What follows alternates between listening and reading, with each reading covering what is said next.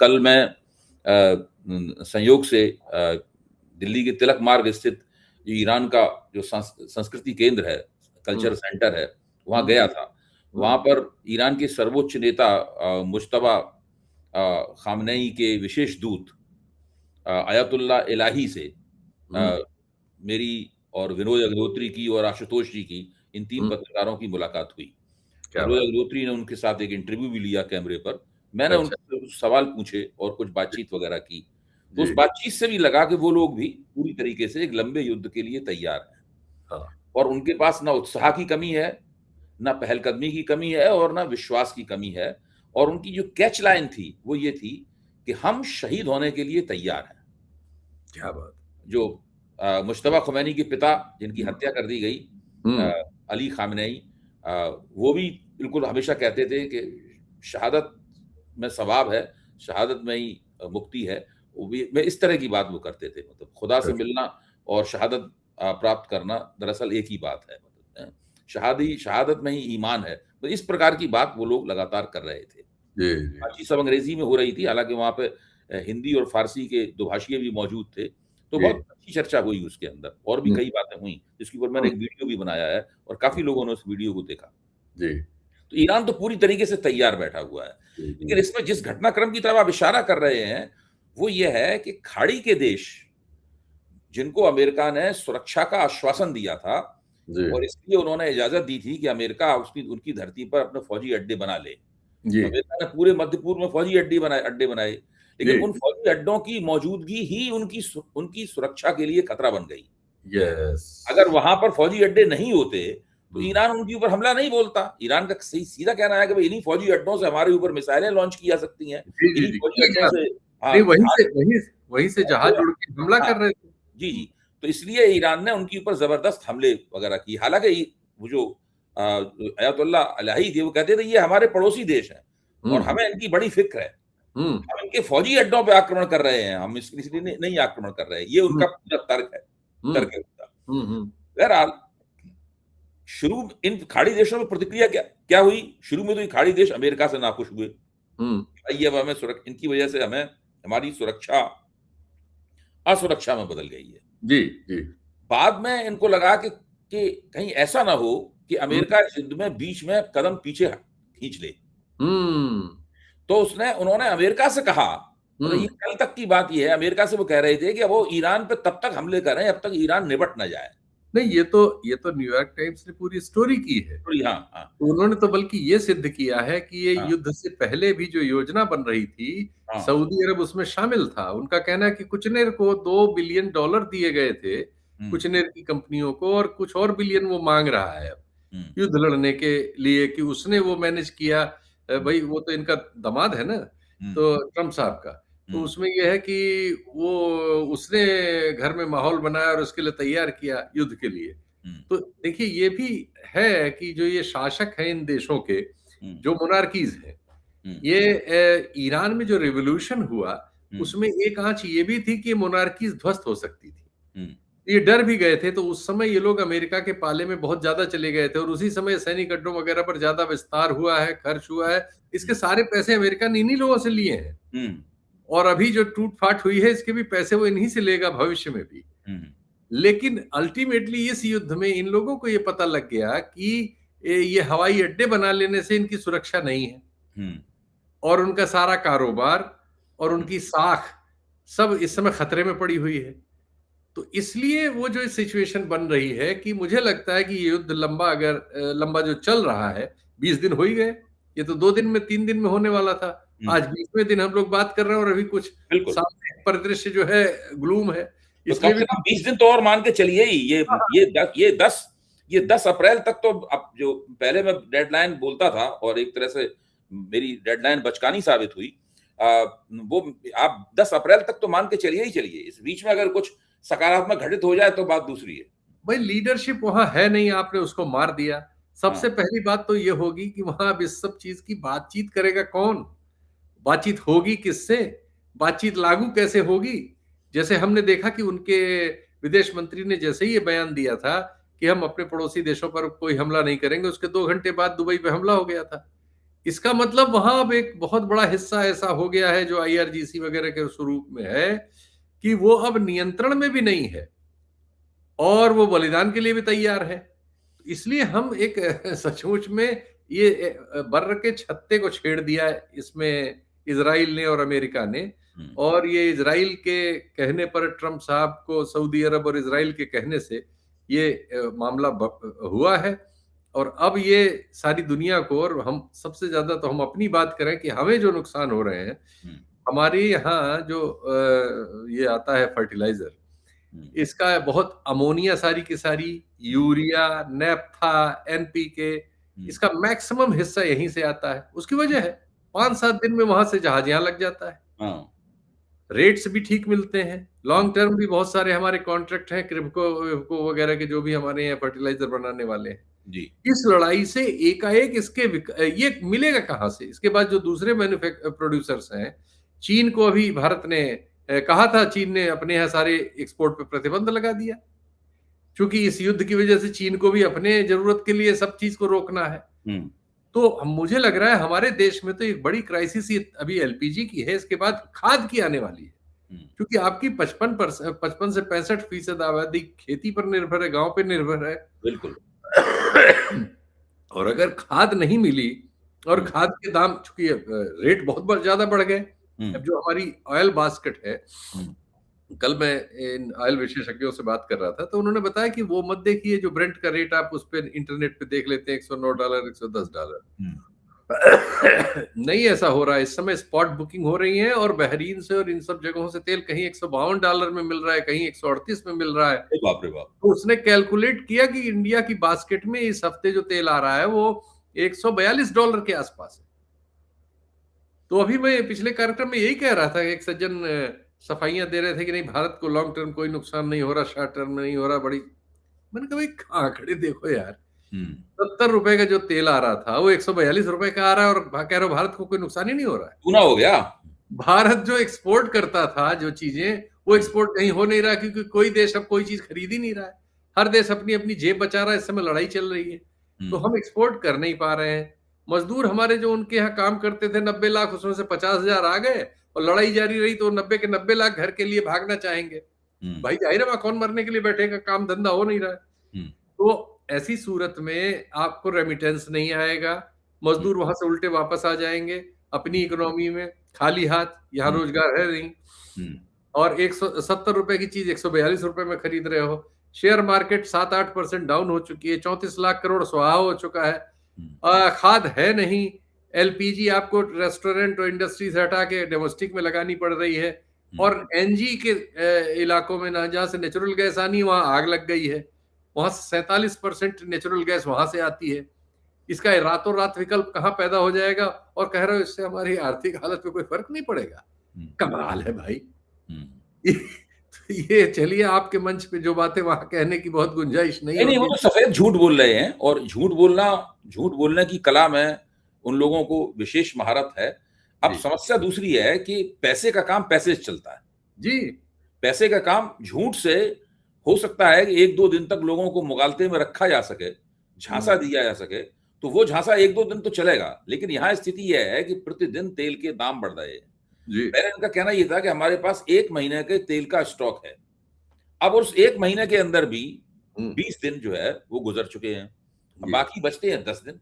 यानी मार्च का महीना खत्म होते होते इनके तेल का स्टॉक, या तो जब सब तक उसकी भरपाई नहीं होगी तो तेल का स्टॉक खत्म हो जाएगा जी। जो तेल मार्केट में ये डालेंगे वो तेल होगा बहुत महंगा जी, और फिर हम जब अपनी कार में पेट्रोल भराने के लिए जाएंगे तो हमको देने पड़ेंगे दाम ज्यादा जी।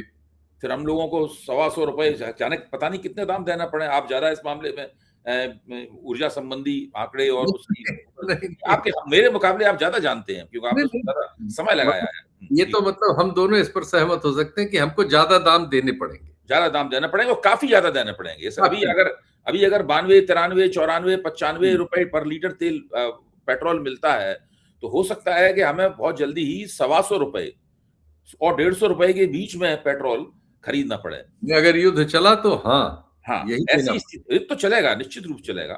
तो ऐसी स्थिति में अर्थव्यवस्था के ऊपर बहुत ज्यादा बुरा असर पड़ने वाला है, और ये जो परिस्थिति है, इस परिस्थिति के लिए सरकार के पास क्या है, ये अभी तक उसका केवल एक संकेत निकल के आया है कि सरकार के भीतर बहुत बेचैनियां हैं। जो सज्जन आपके साथ अभी टीवी के ऊपर फालतू की बकवास बहस कर रहे थे, उनको ये पता होना चाहिए कि भारत सरकार ने घबरा कर पैनिक रिएक्शन में, अभी जब निर्मला सीतारमण बजट की पूरक मांगे पेश कर रही थी सदन में, तो उन्होंने 1 लाख करोड़ रुपए का स्टेबलाइजेशन फंड पास करा लिया। 1 लाख करोड़ का, भारत के इतिहास में पहली बार। ये कभी कोविड के जमाने में भी नहीं हुआ।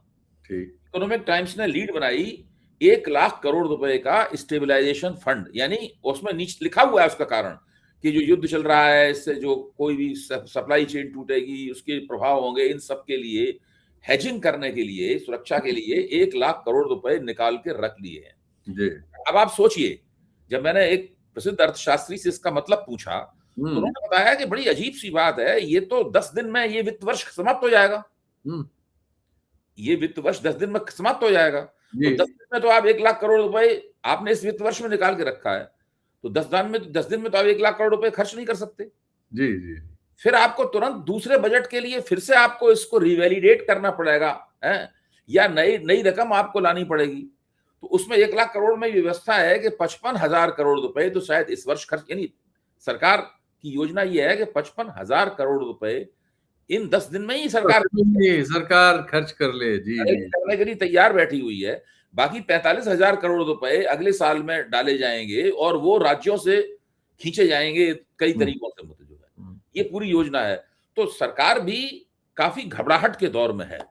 नेचुरल है, नहीं समझ में आ रहा है कि कैसे करें। ये टीवी के ऊपर ये लोग जो कलाबाजियां खाते हैं, ये परले दर्जे के मूर्ख हैं, और इन्हें ये नहीं पता है कि कुल मिलाकर ये सबसे ज्यादा अगर किसी का नुकसान कर रहे हैं तो अपनी सरकार का नुकसान कर रहे हैं। जिस दिन लोगों को 125 रुपए पर लीटर तेल खरीदना पड़ा, उस दिन सबसे ज्यादा लोग किसको गाली देंगे? डोनाल्ड ट्रंप को गाली थोड़ा देंगे, वो सीधी सी बात है। बेंजामिन नेतन्याहू को गाली थोड़ा देंगे, वो तो भारतीय जनता पार्टी के दरवाजे में टीकरा फूटेगा। और उन लोगों को गाली भी दे तो उनको क्या असर होने वाला है? जो असर होगा इनको होगा। जी। तो ये सारा का सारा झूठ चल रहा है बुरी तरीके से, बिना इसको देखे हुए कि इस झूठ के पैर बहुत है ही नहीं, और ये हफ्ते भर के अंदर ये झूठ पूरी तरीके से बेनकाब हो जाएगा। जी। जैसे वो हो गया, एक सज्जन ऐसे ही एक चैनल पे आज से 4 दिन पहले, चूंकि इनमें सब में होड़ रहती है कि कौन मोदी जी को खुश कर ले, चैनल से शायद देख लें उसको, तो कह रहा है कि 48 घंटे के भीतर मोदी जी युद्ध खत्म कर देंगे। उस बात को कहे हुए 7वां दिन या 6वां दिन है आज। तो शायद मैंने आपसे बातचीत में वैसे फोन पे एक बात कही थी कि कमाल के लोग हैं।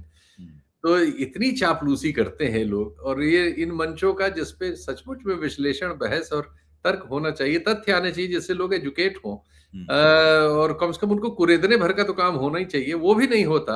और सिर्फ ये होता है कि कौन इस समय मोदी जी को खुश करने के लिए क्या बोल दे कि कहीं उनकी नजर पड़ जाए तो शायद उससे कोई लाभ मिल जाए, इसी की होड़ लगी हुई। अच्छा, अभी एक नई घटना और हुई है कि जब लारिजानी की हत्या हुई, उनको जब मारा गया, और उसके बाद में जो सीक्रेट सर्विस के चीफ थे, उनके खुफिया विभाग के चीफ थे, वो भी मारे गए, वो भी शहीद हो गए।